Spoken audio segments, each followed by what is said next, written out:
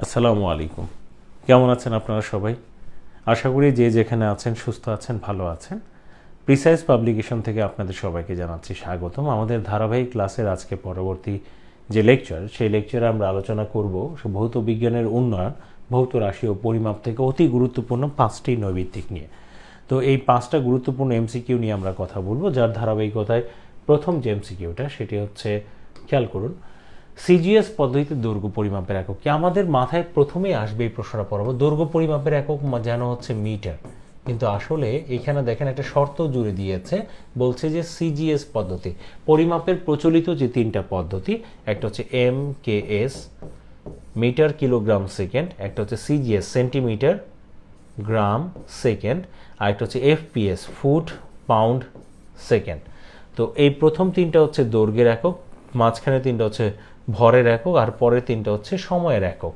তো এমকেএস পদ্ধতিতে ভরের একক হচ্ছে কি আপনার, এমকেএস পদ্ধতিতে দৈর্ঘ্যের এককটা হচ্ছে মিটার, সিজিএস পদ্ধতিতে দৈর্ঘ্যের একক হচ্ছে সেন্টিমিটার, আর এফপিএস পদ্ধতিতে বা সিস্টেম অনুযায়ী দৈর্ঘ্যের একক হচ্ছে ফুট।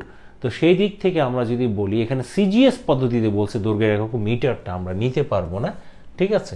আমরা ডেসিমিটারও নিতে পারবো না, ডেকামিটারও নিতে পারবো না, নিতে হবে কি সেন্টিমিটার। সিজিএস পদ্ধতিতে সেন্টিমিটার, কারণ প্রথম সিটা দিয়ে হচ্ছে সেন্টিমিটারকে বোঝানো হয়। তো আমাদের খেয়াল করতে হবে দৈর্ঘ্য পরিমাপের একক হচ্ছে মিটার, দৈর্ঘ্য পরিমাপের একক হচ্ছে মিটার। এইভাবে প্রশ্নের উত্তর মুখস্থ করলে কিন্তু হবে না, আমাদের এইভাবে আসলে দেখে তারপর শুনে অ্যান্সার করতে হবে, না হয় কিন্তু ওই যে নেগেটিভ মার্কিংয়ের মধ্যে আমাদের পড়ে যেতে হবে এবং জানা প্রশ্ন, পারা প্রশ্নের উত্তর আমরা ভুল করে দিয়ে আসবো। আচ্ছা, পরবর্তী প্রশ্নটা যদি আমরা দেখি, এই যে আন্তর্জাতিক একক পদ্ধতি চালু হয় কত সালে? আসলে প্রাথমিক দিকে যখন হচ্ছে এই যে একক নিয়ে বিভিন্ন দেশে প্রচলিত যে একক বা পদ্ধতি, সেটা নিয়ে যখন সমস্যা সৃষ্টি হয়, তখন আন্তর্জাতিক মহলে 1831 সালের দিকে ওজন ও পরিমাপ বিষয়ে একটা আপনার সম্মেলন হয়েছিল, এবং সেই সম্মেলনে আসলে তেমন একটা সিদ্ধান্ত আসেনি। পরবর্তীতে এটার 11তম সম্মেলন, হ্যাঁ, যখন সংগঠিত হয়, ঠিক সেই সময় ম্যাক্সিমাম দেশ সংখ্যাগরিষ্ঠতা লাভ করে এবং তারা সবাই মিলে একটা সিদ্ধান্ত নেয় পরিমাপের আন্তর্জাতিক একক প্রতিষ্ঠা করবে, এবং তারই ধারাবাহিকতায় প্রতিষ্ঠা লাভ করে এসআই। এসআই এর ফুল ফর্ম হচ্ছে সিস্টেম অফ ইন্টারন্যাশনাল ইউনিটস, যেটা প্রতিষ্ঠা লাভ করে 1960 সালে, এবং আন্তর্জাতিক একটা স্ট্যান্ডার্ড 1960 স্ট্যান্ডার্ড মেনটেন করা হয় এই নিয়ম অনুসারে। তো আন্তর্জাতিক পদ্ধতি চালু হয়েছে 70 না 58 না 60 সালে। কত সালে? 1960 সালে। আচ্ছা, পরবর্তী প্রশ্নটার দিকে যদি আমরা একটু তাকাই, 1 ন্যানো সেকেন্ড, এই যে পরিমাপের ক্ষেত্রে এই ন্যানো কথাটার অর্থই হচ্ছে আপনার 10⁻⁹। আপনি যদি খেয়াল করেন, এটা মানে হচ্ছে 1/10⁹, আর 1/10⁹ মানে হচ্ছে 1/1 সাথে 9টা শূন্য, 1 2 3 4 5 6 7 8 9। যদি খেয়াল করেন, একক দশক শতক সহস্র, অযুত লক্ষ নিযুত, হ্যাঁ, অযুত একক দশক শতক সহস্র অযুত লক্ষ নিযুত কোটি, 100 কোটি ভাগের 1 ভাগ, 100 কোটি ভাগের কি 1 ভাগ। তো এই যে ন্যানো সেকেন্ড অতি ক্ষুদ্র সময়, সেটা হচ্ছে 1 সেকেন্ডের 10,000 ভাগের 1 ভাগ না, 1 সেকেন্ডের 100 কোটি ভাগের 1 ভাগ। আচ্ছা, 1 সেকেন্ডের 10 লক্ষ না, 10 লক্ষ না, 1 সেকেন্ডের 1 লক্ষ কোটি না, 100 কোটি। তো এটা হচ্ছে 100 কোটি ভাগের 1 ভাগ, 100 কোটি ভাগের 1 ভাগ মানে হচ্ছে ন্যানো।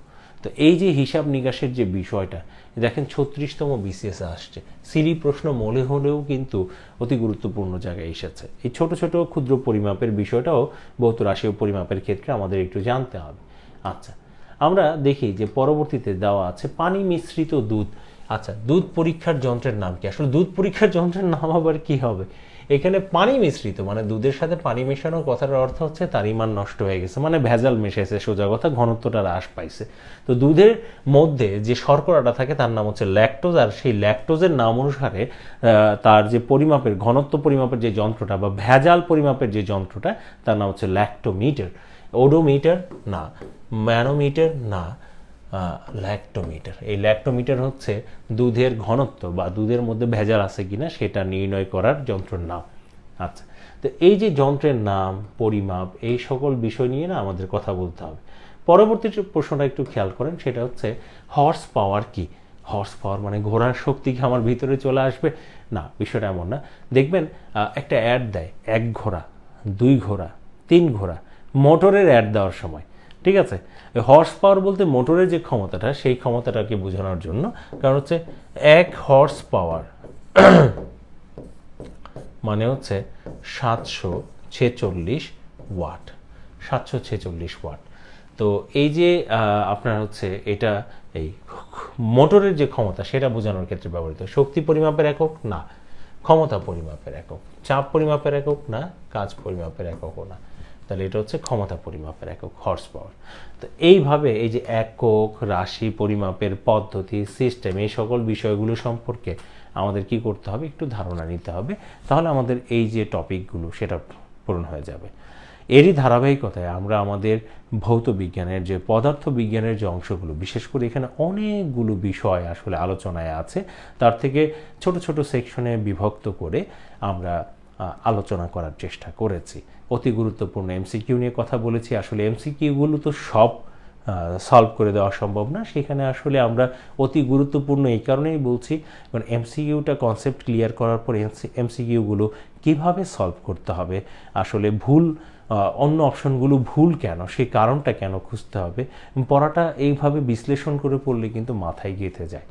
আশা করি আপনাদের হয়তো এই সিস্টেমটা ভালো লাগবে, আর তাছাড়া আপনারাও আপনাদের আইডিয়া শেয়ার করতে পারেন। ভালো থাকবেন সবাই।